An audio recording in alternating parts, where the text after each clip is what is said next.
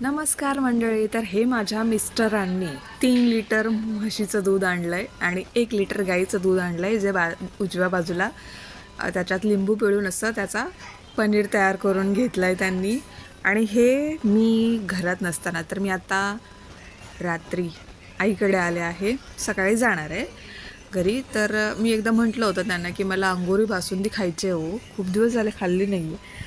तर तेव्हा त्यांनी इग्नोर केलं मला, आणि आता आईकडे आले तसं त्यांनी इथे हे बनवायला सुरुवात केलं.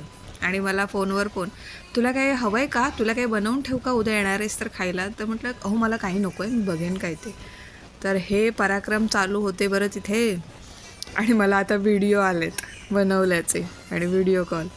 तर हे बघा, म्हणजे त्यांच्या पेशन्सना सॅल्यूट आहे. आणि हे असं दूध त्यांनी जे 1 लिटर गाईचं फाडलं होतं ते आता गाळलं आहे त्यांनी बघा इथे एका गाळणीत.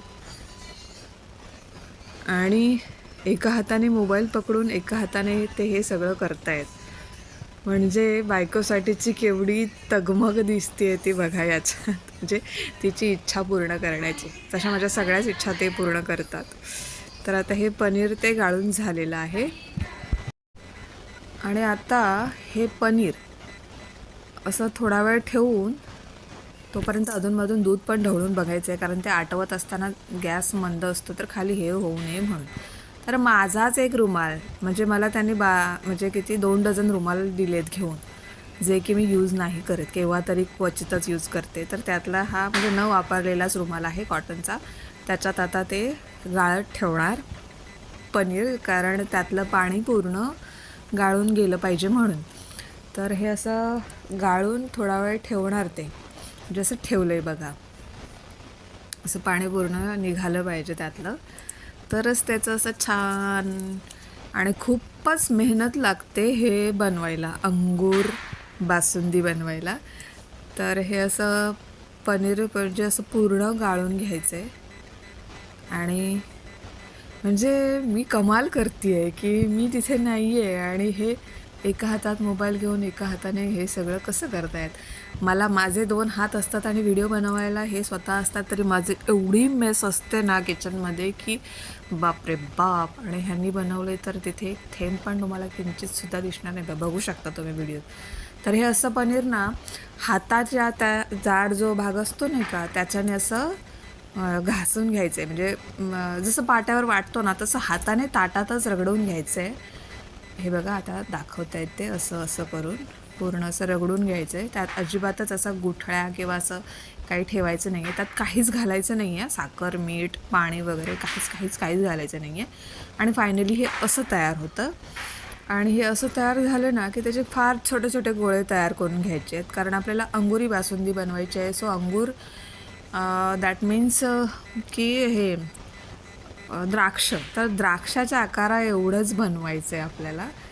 तर कारण का, तर ते पाण्यात टाकल्यानंतर ते पाण्यात नव्हे पाकात टाकलं ना की ते फुगतात. तर इथे त्याने पाक बनवायला ठेवला आहे, ज्यात की त्यांनी पाणी, साखर, वेलची पूड आणि जायफळ पूड घातलेली आहे. इथे ते दूध आटत आहे, 3 लिटर म्हशीचं दूध. आणि हे बघा, हे गोळे तयार झालेले आहेत 5 डझन, म्हणजे 60 गोळे तयार झालेले आहेत. आणि ते आता पाकात टाकून उकळवून, म्हणजे पाकात टाकून हे करायचे आहेत, उकळवून घ्यायचे. इथे दूध आपलं बघा किती आटलेलं आहे, भांड्याच्या वरती होतं ते खाली झालं आहे. आणि इथे गोळे पण पाण्यात टाकले आहेत. पनीरचे जे बनवले होते ते, जे रसगुल्ले जे बनवतो ना आपण, ते हे असेच बनले जातात बरं. आणि आता त्या दुधात साखर घातली आहे. साखर अतिशय अल्प प्रमाणात वापरलेली आहे, म्हणजे 1 वाटी, छोटी वाटी साखर, अर्धी वाटी ह्या दुधात आणि अर्धी वाटी साखरेच्या पाकात, म्हणजे जो पाक बनवला आहे त्याच्यात घातली आहे त्यांनी. तर हे दूध असं ढवळून घ्यायचं आहे व्यवस्थित. आणि हे आपले रसगुल्ले तयार आहेत. ते रसगुल्ले पण असेच खाऊ शकतो आपण, पण हे बासुंदी आता ते आटवायला घेतली आहे बघा दूध बासुंदी बनवण्यासाठी. हे बघा, अशी उकळी, छान उकळी यायला पाहिजे एका लेवल. आणि आता इथे रसगुल्ले पण उकळत आहेत बघा, आणि त्यांचा आकार जरा मोठा झाला आहे. जो ओरिजिनल शेप होता तो बदलून आता जरा ब्रॉड झालेत ते. हे बघा, छान वाटत बघूनच असं टेम्पटेशन होतं आहे की कधी खाते असं झालं आहे. तर आणि मला गोड खूप आवडतं, त्याच्यामुळे माझ्या घरात जास्त करून गोड बनतानाच दिसणार. तूप आणि गोड याचा एकत्रीकरण मला खूप आवडतं. तर हे बघा दूध किती आटलं आहे ते, म्हणजे अर्धं भांडं झालं आहे हे दूध. आणि आता हे रसगुल्ले पण तयार आहेत. आता परत दुधाला चांगली उकळी काढायची आहे, कारण ते असं ब्राउनिश कलर साधारण येईपर्यंत दूध उकळायचं असतं, म्हणजे थोडासा थिकनेस आला पाहिजे त्या दुधाला आणि म्हणजे असं छान लागलं पाहिजे. आणि हे असं दुधाचे पदार्थ बनवताना म्हणजे मिठाई हा माझ्या मिस्टरांचा फोर्टे आहे. ते छान बनवतात अक्षरशः. आणि हा ना कोजागिरीला मसाला आणला होता, मसाला दूध बनवायचा बदाम केशरी म्हणून. तर त्याचे 2 चमचे त्यांनी त्या दुधात टाकले.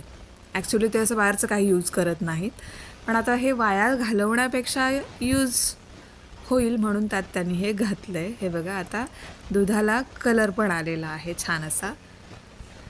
आणि आता आपण जे रसगुल्ले तयार केले होते ना गोळे पनीरचे, ते आता गाळून घेतलेत पाकातनं आणि आता ते ह्या दुधात टाकले गेलेत, म्हणजे टाकलेत त्यांनी. आणि ते ढवळायचे, हळूहळू ढवळायचे. गॅस एकदम मंद आचेवरच ठेवायचा आहे, जास्त हे नाही करायचे. हे बघा असं छान ढवळत राहायचे. बघूनच किती छान वाटतंय. आणि त्याला उकळी फुटली आहे बघा, अगदी दूध एकदम वरपर्यंत काठापर्यंत आलं आहे भांड्याच्या. भांडं जरा मोठंच घ्यायचं आहे. आणि हे बघा अंगुरी बासुंदी, तर त्यांनी आता बनवून मला व्हिडिओ पाठवला आहे. तर आता उद्या जेव्हा मी पहाटे घरी जाईन ना, तेव्हा मी हे खातानाचा पण व्हिडिओ बनवणार आहे. तो प्लीज प्लीज प्लीज नक्की बघा, कारण एका नवऱ्याने आपल्या बायकोच्या इच्छेखातर एवढा सगळा घाट घातला आहे, ते सगळं तुम्ही बघा. आणि मला माहिती होतं की ह्यांच्याकडे इच्छा व्यक्त केली ना की ती कालांतराने पूर्ण होतेच होते. नवरा म्हणजे पतिदेव म्हणतात, ते काही उगाच नाही. हे बघा अंगुरी बासुंदी तयार आहे आणि दिसायला पण सुंदर वाटतेय. तर तुम्हाला कसं वाटलं? आणि तुम्हीसुद्धा असं बनवून बघा, खाऊन बघा. टाईम कन्झ्युमिंग आहे, पण काय आहे ना, बाहेरचं खातो आपण, ते सगळं चांगलंच असतं नाही. आता आपण बघतो व्हिडिओज वगैरे. तर हे असं करून बघा आणि खाऊन बघा आणि मला सबस्क्राईब करा. धन्यवाद.